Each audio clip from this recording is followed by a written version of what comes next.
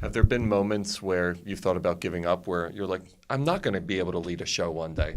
Yeah, a few times actually. There was a few times. There was one time a few years ago when I think I'd had 3 months off, 4 months off, which in the grand scheme of things is not a very long time to not work. But it was about 4 months in, and I'd been effectively signed on this new show as the lead of the show and on the BBC, and then it fell through, and one man sort of contradicted and lied and did some horrible and then it ended up going completely wrong, and I just broke. I completely lost all my composure, and I freaked out, and my agent had to come find me. We sort of sat down and we talked about it, and it was like, I can't. It's a really horrible existence. We can't complain. We're working. Our job is our passion, and that's something that a lot of people can't say they get to do. And so I'm entirely aware that we have to tread on eggshells when we complain about things. It's not right to, when we're so fortunate in comparison. But that doesn't mean it's not hard. It doesn't mean it doesn't hurt.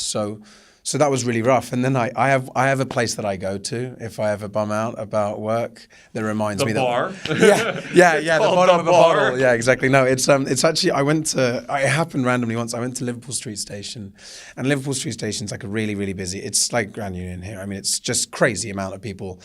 And I was sort of thinking about not doing it at the time, and I'd gone through Liverpool Street Station just sort of by chance, and I just watched the rat race. Like the absolute carnage of like men sweating in ill-fitted suits, eating sausage rolls on the go, trying to get to the job that they clearly can't stand, to work for a boss that probably doesn't like them, to make a fictional currency that shouldn't be worth anything, living for the week. And I just like all this, do you know what I mean? Eating breakfast on the go, because if they're late, then they're going to get fired. You're like, there's so much more to, it's so horrible that we have to do this to survive. But I'd rather do my job and deal with rejection and hardship than deal with the carnage that I'm seeing in front of me now. So I go to Liverpool Street Station and I watched the rat race, and I realised that I couldn't.